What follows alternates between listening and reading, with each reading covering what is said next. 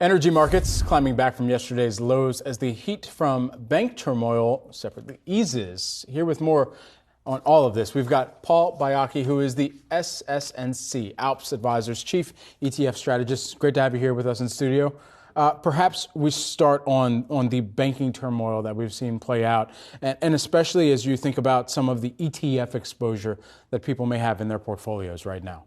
Yeah, so I think what this has opened people's eyes to is their sort of unknown or unexpected bank exposure. So you look at, for example, a Russell 2000 ETF, it's got 9% in regional banks. If you look at a Russell 2000 value ETF, it's got 18% in regional banks. And so it's forced people to maybe reconsider and reconfigure some of their exposures. We saw a graphic when we were in the green room looking at XLF, which is, of course, a portfolio of larger banks. It had 0.17 exposure to Silicon Valley Bank. So if you're thinking about your financials exposure, what we're hearing is depositors from some of these smaller banks are starting to move their money to some of the larger banks. And we're also now seeing, from an investment perspective, people moving their investments from regional banking strategies into XLF or a large diversified financial services portfolio.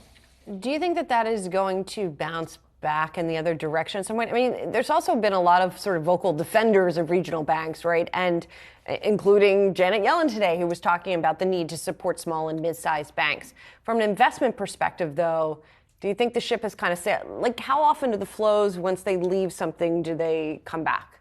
Well, I think we're in this period now where people are trying to understand what happened with Silicon Valley Bank and Silvergate and some of these smaller banking institutions and understand how could this play out in this way. And the reality is that unless you're a bank analyst getting into the nitty-gritty of your held-to-maturity exposure, your for-sale securities, et cetera, and the impact of interest rates on the various components of your balance sheet, it's hard to know. And so, yes, I do think that, as we saw on the tape yesterday, there's been a rebound in confidence in some of these regional banking exposures. But the reality is that if you're a very wealthy individual and you've got money on deposit at the bank, in theory, that's the safest thing you do with your money is just deposit it at a bank. And people are waking up to the idea that maybe there's some leverage embedded in that process that they didn't understand or that they didn't quite comprehend. And being at a larger institution is peace of mind for some of these folks. And so that's kind of what we've continued to hear about with regard to the systemic issue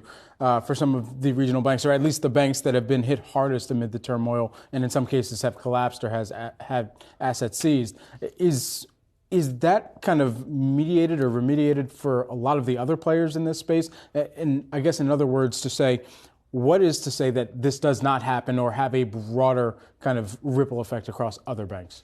Yeah, so coming into 2022, I think a lot of folks were bullish on the financial sector, maybe even banks, because the thought was when rates go up, net interest margins improve, banks tend to make more money because they borrow short and they lend long. The reality is that in the case of Silicon Valley Bank, it was the opposite. Net interest margins went the opposite direction because the money that they were loaning out through the form of bond investments had gone down considerably in value, and they had this ramp up in deposits at higher yields. So I think going forward, people are just trying to think about, I have to have exposure to financials just to be sort of fully exposed to the market, but what other segments of financials are going to work? Capital markets, insurance, et cetera. So for example, I mentioned small caps. Our small cap ETF has 20+% in financials, but it doesn't have any regional banking exposure because it screens for quality, it screens for low volatility, dividend growth, et cetera. So it ends up having capital markets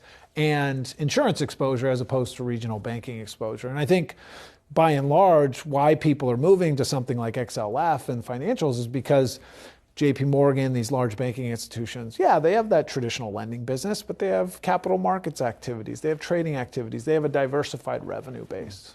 And then there's all the sort of trickle down, ripple effects from what's going on with the banks. And we mentioned energy at the top, which is not, there's a lot going on with energy markets right now. It's not just this, but when you see these sort of risk aversion causing shocks to the market, lately, really we've seen a lot of money come out of oil.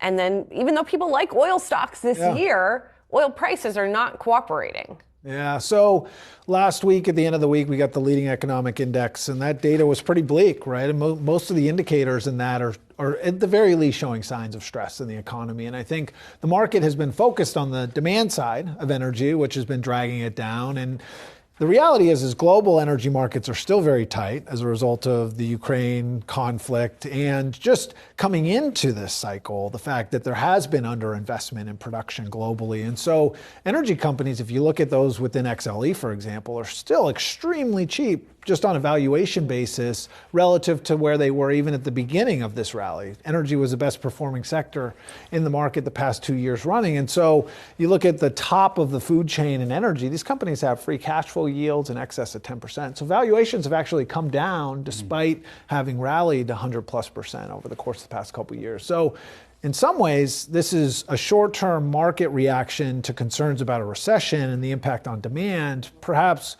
overly worried about what that demand side is going to do relative to a supply side of the market that's very tight globally. And is there any percentage of that also factors or prices in an energy transition as well that we've been talking about? Yeah, and as we've talked about previously when I was on the show, the energy transition is this massive, meaty megatrend. Multi-year, 10-year plus. And the reality is that we're going to need a lot of natural gas to generate the electricity to meet the demand for electric vehicles, as well as the transition away from gas stoves and homes, et cetera. And so the reality is that investors who want a position for that probably need some combination of legacy energy exposure along with renewable energy exposure to position for that, perhaps in addition to carbon credits exposure and even raw materials exposure, lithium, nickel, cobalt, et cetera, that goes into these things. And so in many ways, this is a short-term opportunity for some folks who were concerned that energy had run too much and were sort of scared that they had missed it. And because valuations are still reasonably low relative to history, of course, and fundamentals have been so strong, I think to your point, the investors who are selling energy might be in some ways overreacting to some of the concerns about economic activity going forward. Yeah, XLE down about, 9% so far this year. Paul, good to see you. Thanks for coming into the studio and visiting us from Denver. Appreciate it.